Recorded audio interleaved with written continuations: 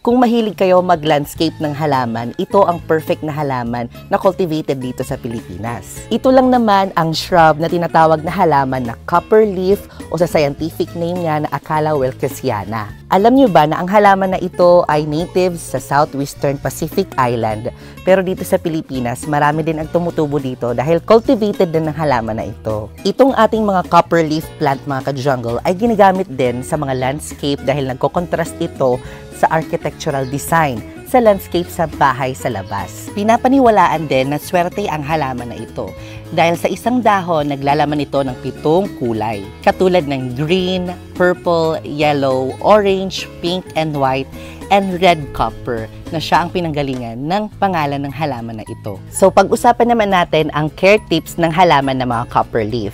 When it comes to sunlight, nako, gustong-gusto nito ang outdoor. So, hindi siya pwedeng ilagay sa indoor dahil namamatay yung mga dahon nila at nalulusaw sila. So, kailangan nasa outdoor sila.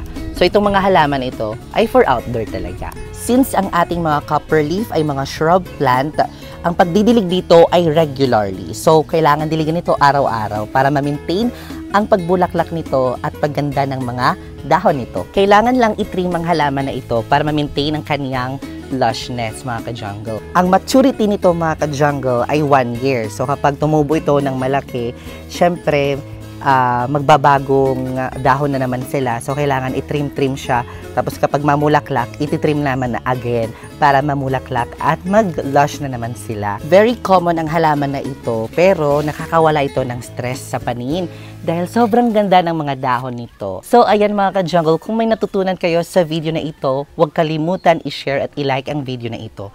At kung gusto niyo mga ganitong content, i-comment mo naman na yes. Ayan mga ka-jungle, I will see you next episode because more plant, less stress.